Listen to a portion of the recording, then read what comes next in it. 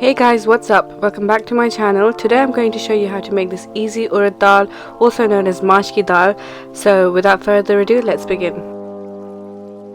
To a medium saucepan, I'm going to add 2 cups of dal that has been soaking for about 2 hours.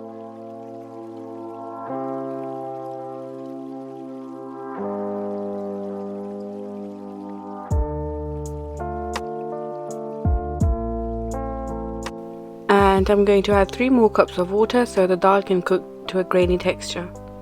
Turn the heat on to medium to low and allow it to simmer. Next, I'm going to add a tablespoon of ginger and garlic paste, a teaspoon of salt, chili powder, half a teaspoon of turmeric powder, a teaspoon of coriander powder, and a teaspoon of cumin. Give this a good stir and turn the heat down right to low. A tip to stop your dal or anything that needs to boil from overflowing is to leave a spoon in the center of your cooking pot.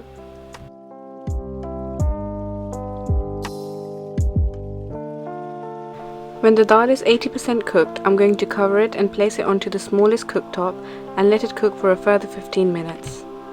15 minutes later, your dal should be cooked perfectly and each grain should be separate.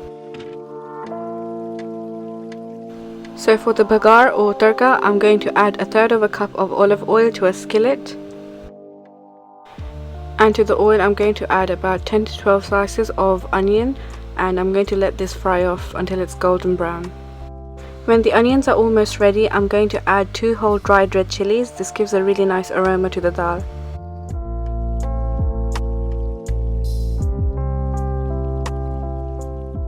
Add your bagar on top of the dal, and there you have it, your easy urad dal ready to serve.